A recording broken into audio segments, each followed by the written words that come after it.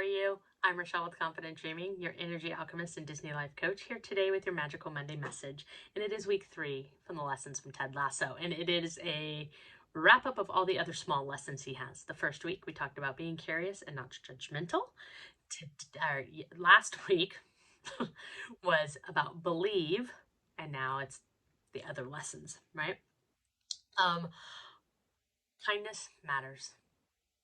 Ted is kind to everyone, even the ones that aren't kind to him. And yeah, he's pretty much called, sorry for the language, a wanker through the whole show. And he's nice to just about everybody. He eventually does set some boundaries with some of the not nicer ones, but he shows kindness because I think that's what he wants people to show to him. One of the players has mucho joy. He just lives for the moment. He does experience some tragedy, but he is so grateful to be playing a game for life, for his job.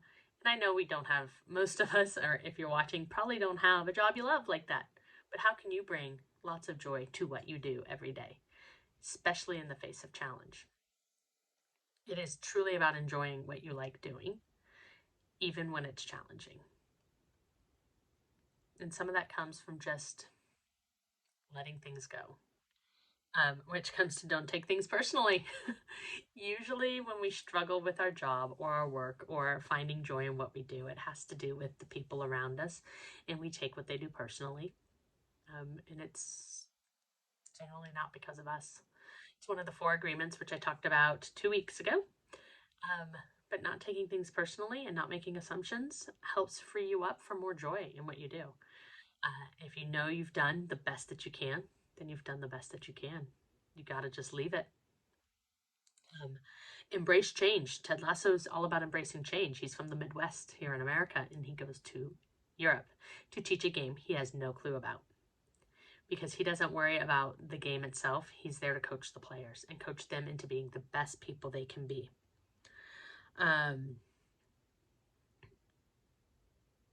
He's there to build relationships, being intentional. He's always telling people how much he appreciates them, looks them in the eye, gets to know them, asks them questions. Because he's curious, as we talked about in week 1.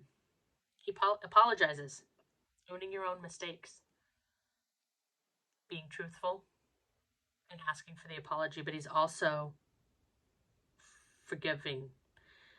He finds out something that was horribly done to him, and he just forgave. And on that note, side note, really, forgiveness is a way to live in personal freedom as well, and to have more joy and happiness. If there's somebody in your life that you haven't forgiven, it's possible it's festering. You may not know that's why you're having problems in other areas of your life, but not forgiving someone is like a wound that's not taken care of. It festers, and it just, until you have infection raging all over.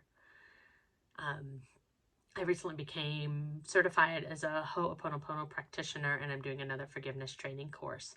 I fully believe in the power of forgiveness, and forgiveness does not mean you don't even have to talk to the other person to forgive them. It doesn't mean you have to let them back in your life. You can keep those boundaries up. Forgiveness is letting go of the hurt you're carrying.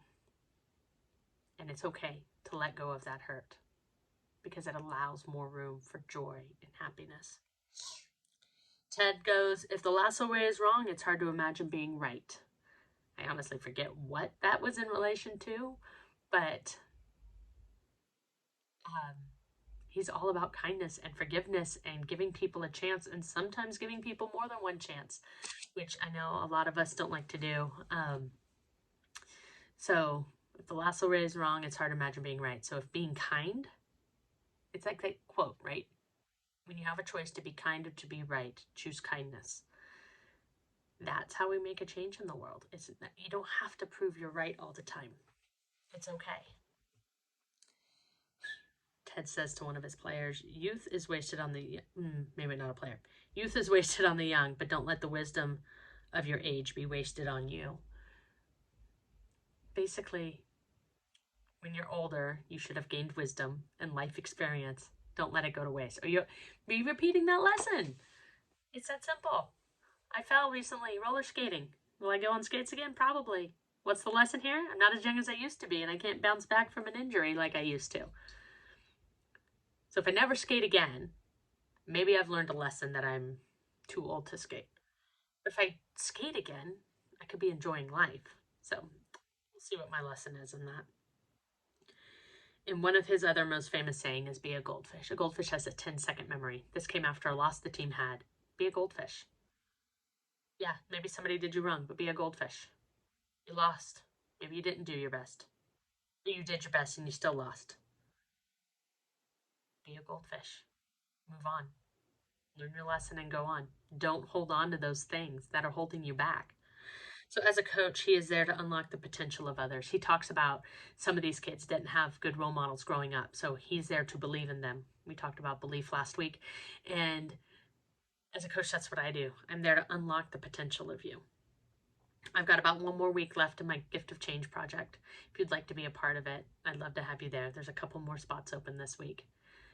Shoot me a message and we'll schedule some time. The Gift of Change project is a gift of my coaching. So 1-hour coaching conversations to people seeking change in their life.